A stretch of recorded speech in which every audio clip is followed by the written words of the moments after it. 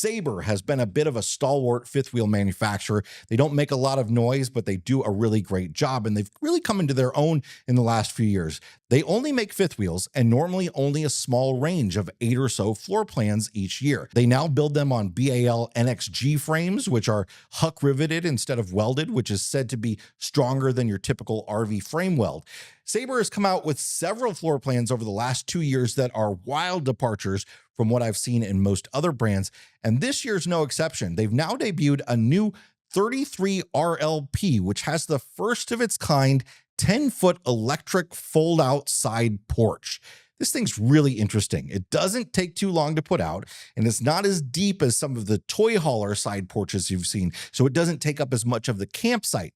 It's about as deep as a slide, and because of the sliding glass doors and the unique way that it folds, if there's not enough room to put it out at the campsite, you don't just get a big blank wall, you actually still get a lot of window space. I love this patio, it's so unique. Sabre's also really capitalized on the view you get with it open with a jumbo sectional sofa. Check out all of that seating space and the size of that TV and fireplace. The ottoman also lifts up and toward you to provide an eating or work surface. This is a couples coach under 40 foot that allows you a lot of access to most of the kitchen, bath, and bedroom, even with the slides closed on a travel day or in storage. Sabre's probably the most proud of this unit and thinks it just might be the best in show unit, but it's a different Sabre floor plan that bowled me over. The 36ML is a rear loft unit for the kids with a really well laid out kitchen and a great pantry and its own little slide.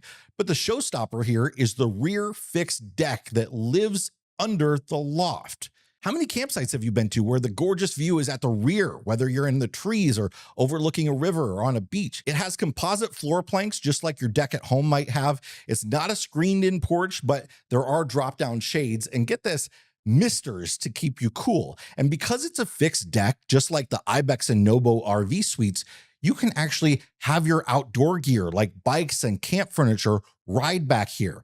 Bikes in particular are a real problem for a lot of fifth wheels, and this porch solves it. The loft space has a tall ceiling and is big enough for 2 kids to sleep. And again, you get a giant L-shaped sofa and a really easy pull-out bed for additional sleeping space, a super large TV, and that nice convertible ottoman. You don't have the best access in road mode, but you can get to the bathroom and to the kitchen if you don't load up that patio. You'll have to come in through the rear.